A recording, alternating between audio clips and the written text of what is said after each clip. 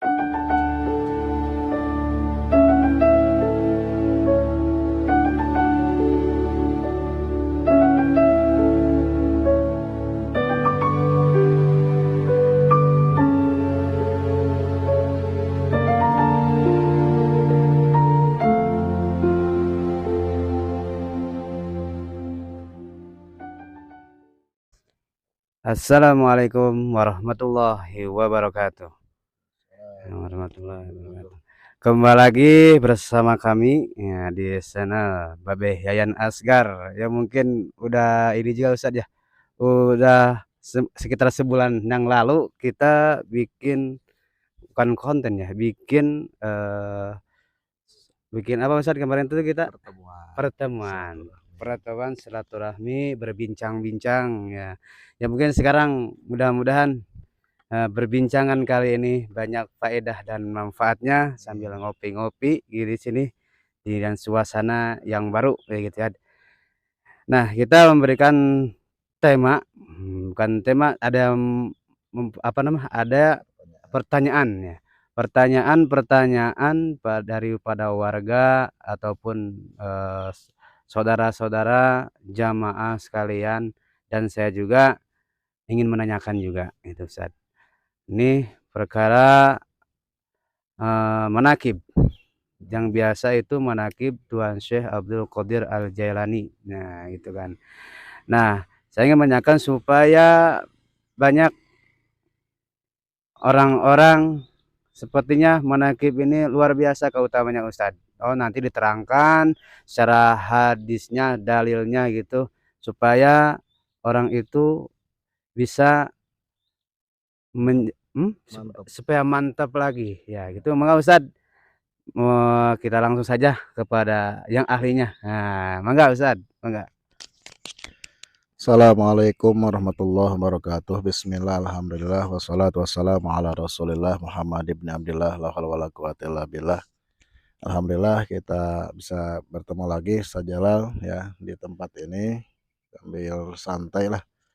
Tadi pertanyaannya tentang manakib ya. Ya. Ini manakib ya banyak yang mengamalkan di tiap kampung, musola, majelis taklim ya.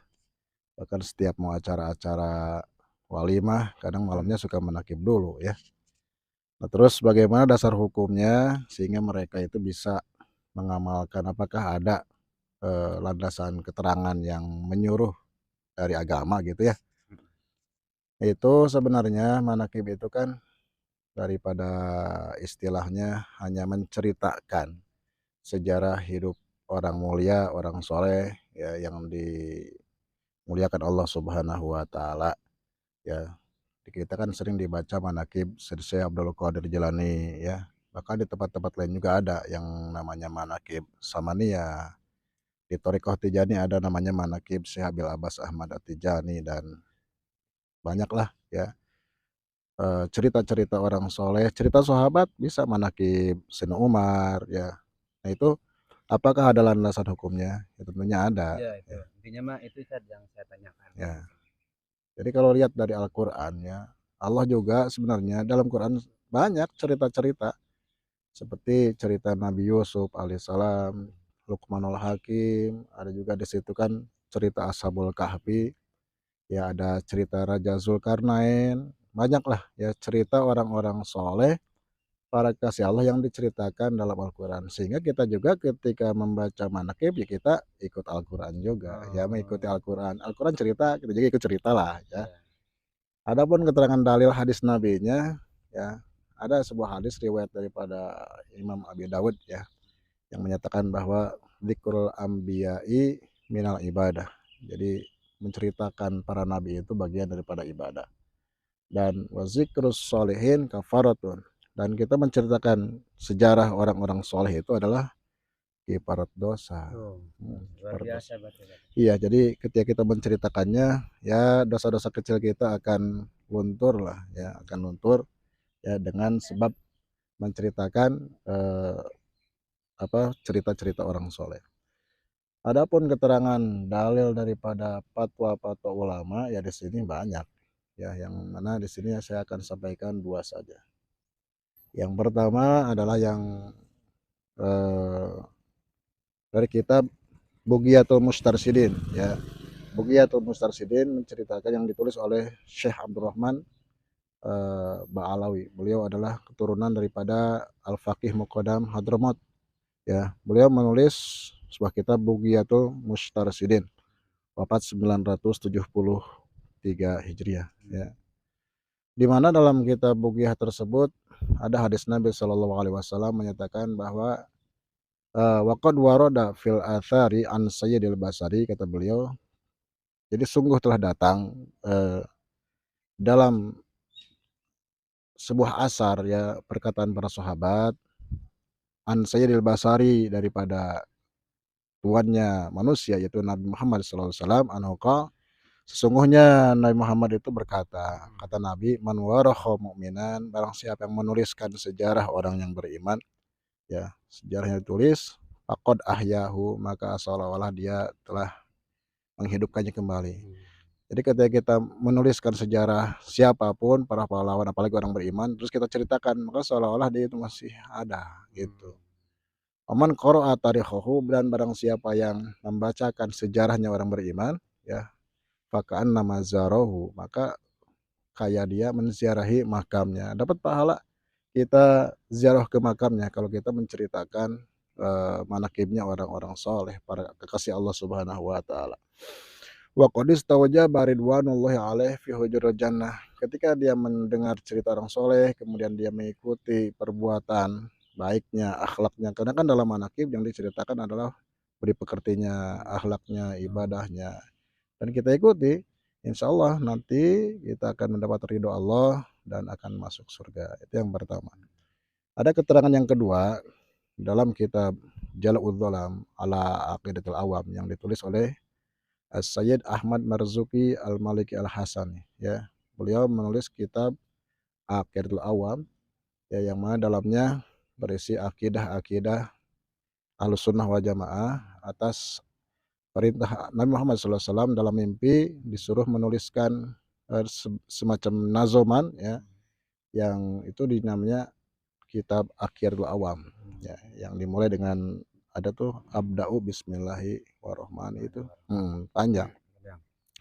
Nah, dalam kitab Jalwul Dalam tersebut bahwa kata beliau, "I'lam, ketahuilah, yang bagi seyogianya likulli muslimin, ya, bagi setiap orang-orang muslim, thalibul fadli wal khairat, dia harus mencari keutamaan dan kebaikan." Ya, bagaimana caranya? Misal barokata, yang dia harus cari adalah berkah. Ya, wa nuzul rahmah, dia cari tempat-tempat turunnya rahmat. Wastajaba du'ai, dan dia cari tempat-tempat ijabah doa. Di mana adanya hal demikian? Kata beliau, ya, adanya tempat atau ada turunnya dijabahnya doa, turunnya rahmat, ya. Keberkahan itu di mana? Yang pertama fi hadratil auliya. Ya, di depannya para kekasih Allah, beriman, bertakwa, ya. Wa fi majalisihim, dan di majelis-majelis taklimnya. Ya, ada orang soleh, kita datang, kita ikut ngaji, kita di majelisnya duduk, berzikir bersama, ingat Allah Subhanahu wa taala, itu mengundang rahmat Allah Subhanahu wa taala, ada berkahnya. Dan bahkan ketika kita berdoa, kita akan dikabul oleh Allah Subhanahu wa taala. Wa inda kuburihim, bahkan di samping kuburan orang soleh ya. Nah, orang soleh itu kan yaitu kekasih Allah Subhanahu wa taala. Ketika kita berdoa, kita bertawasul dengannya ya, pasti dijawab oleh Allah Subhanahu wa taala. Terus di mana lagi?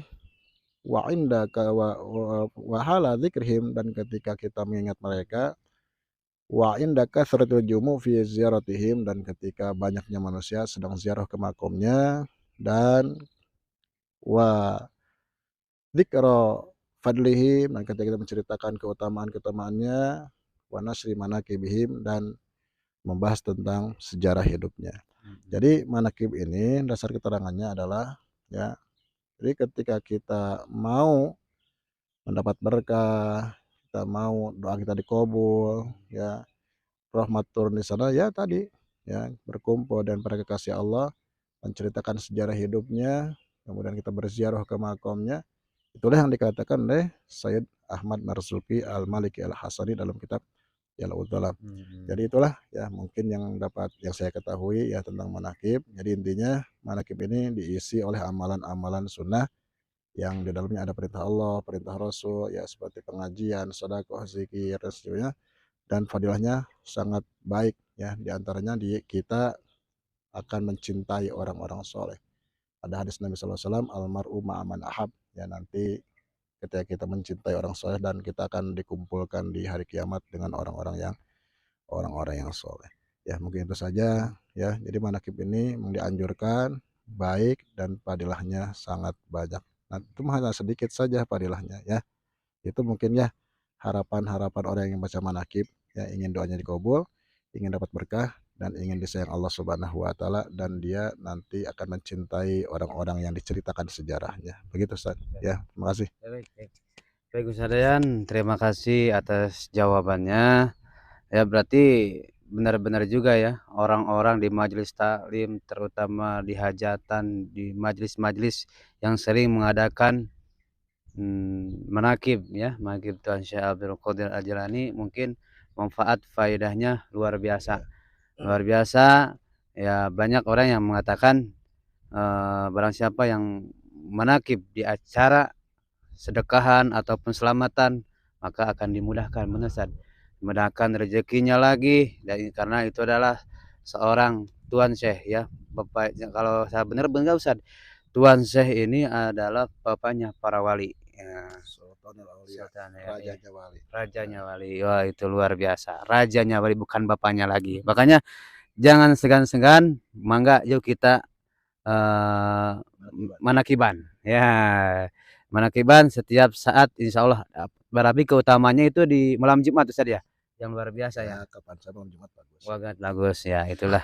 Ya mungkin itu saja. Terima kasih Ustaz menyempatkan waktunya untuk bisa berbincang-bincang. Mudah-mudahan pertemuan kali ini banyak yang diambil hikmah-hikmah apa yang telah disampaikan tadi oleh Ustaz Yayan. Ya gitu ya. Mudah-mudahan sehat Ustaz, panjang umur, berkah umur, mudah-mudahan dimulakan Allah Subhanahu wa taala. Amin Allah ya rabbin. Ya gitu aja di channel Babe Yayan Asgar. Ya itulah. Pantengin terus ya. Subscribe, komen. Nah, gitu ya. Supaya kita bisa terus eksis dalam channel YouTube Babe Yayan Asgar. Ya, terima kasih cukup sekian. Assalamualaikum warahmatullahi wabarakatuh.